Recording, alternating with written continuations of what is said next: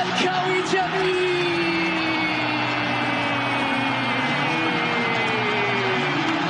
يا زمالك يا مدرسة، لعب وفن وهندسة.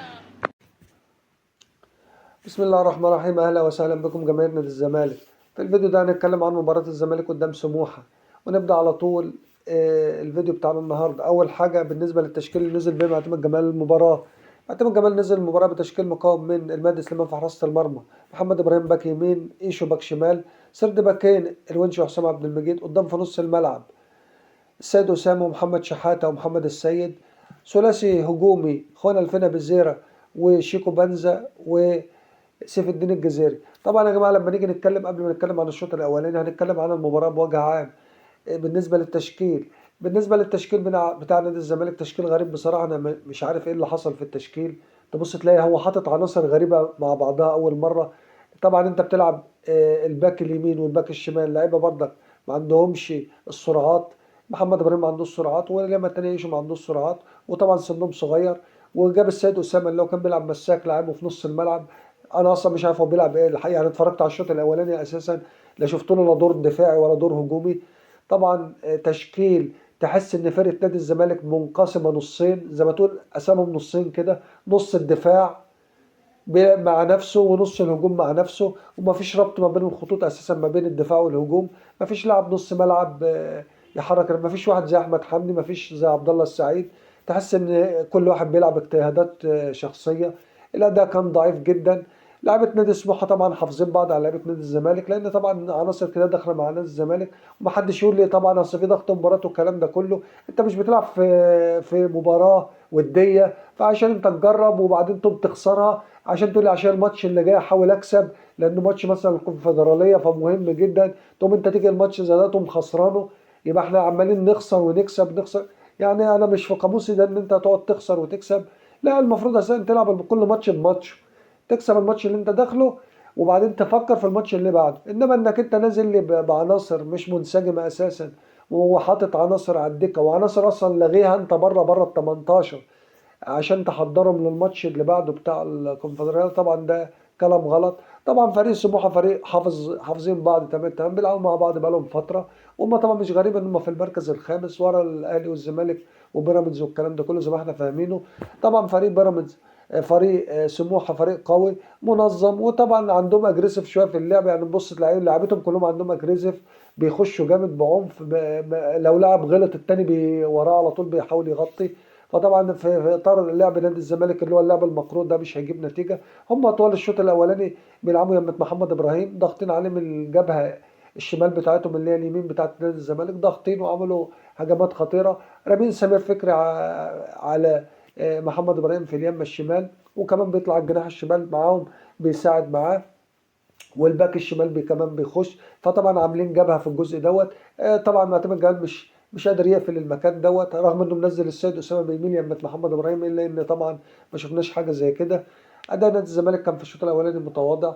الزمالك جاله فرصه او فرصتين طبعا اهدرهم. شيكو بنزا واحده وكره سيف الدين الجزيري اللي اتردت من الحارس مره واتشاط الثاني وجت جنب الشبكه. فطبعا الزمالك ما كانش في الفورمه في خلال الشوط الاولاني، وتحس ان معتمد جمال كده نازل يعني في ناحيه خنوع كده ومش عايز، يعني مش عايز يجازف بالماتش. انت نازل عايز يا تخسر يا تتعادل، ما انا مش في قاموسنا ده.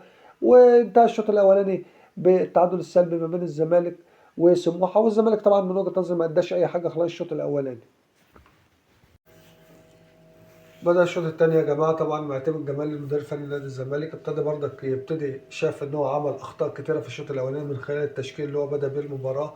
طبعا محمد ابراهيم كان نقطة ضعف واضحة في الشوط الاولاني. طبعا ما كانش كان مخترق من اليمة اليمين، طبعا كان كرم عليه اكتر من لاعب.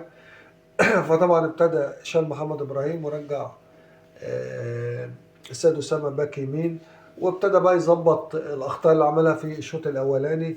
ابتدى ينزل محمد اسماعيل في نص الملعب، وده كان تغيير المفروض كان يبدا بيه اساسا، يبدا بمحمد اسماعيل من بدايه المباراه. ابتدى رتم الفريق اتظبط، ابتدى الفريق يتعدل.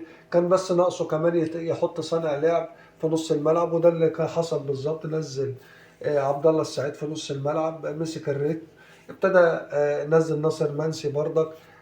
طلع شيكو بنزا في تحركات في الفريق، ابتدى الفريق يتظبط، ابتدى بنشوف نص ملعب، ابتدى واحد عنده بلاي ميكر، عنده عقل في نص الملعب، ابتدى الفريق يتحرك. الزمالك بقى بيضغط من الشمال واليمين، وضغط على نص ملعب سموحه وخد منهم الاستحواذ بعد ما كانوا هم ضاغطين على الزمالك، وابتدى هم يرجعوا لنص ملعبهم في الشوط الثاني.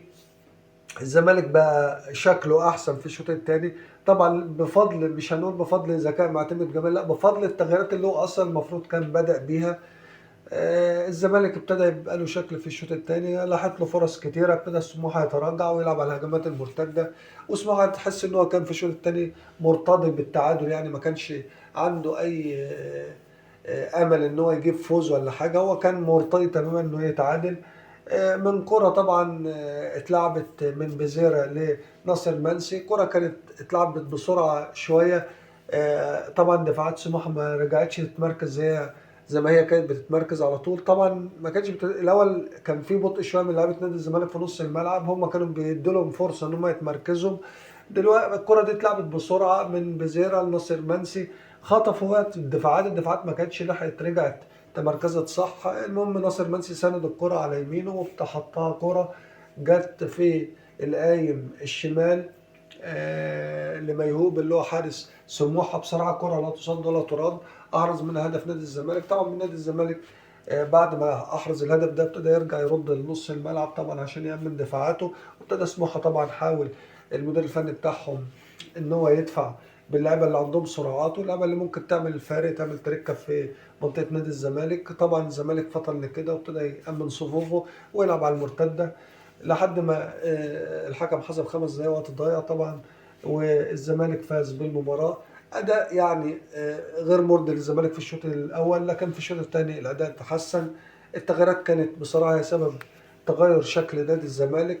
التشكيل في الاول ما كانش عاجبني بصراحه، التشكيل اللي نزل بيه معتمد جمال ما فيهوش عنصر الخبره، ما فيهوش عنصر يمسك نص الملعب، كان في لخبطه في الاداء، ما كانش في لاعب يطلع بالكره، الا انه صلح في الشوط الثاني بعد اللخبطه اللي عملها في الشوط الاولاني. والف مبروك لجماهير نادي الزمالك، مباراه كويسه.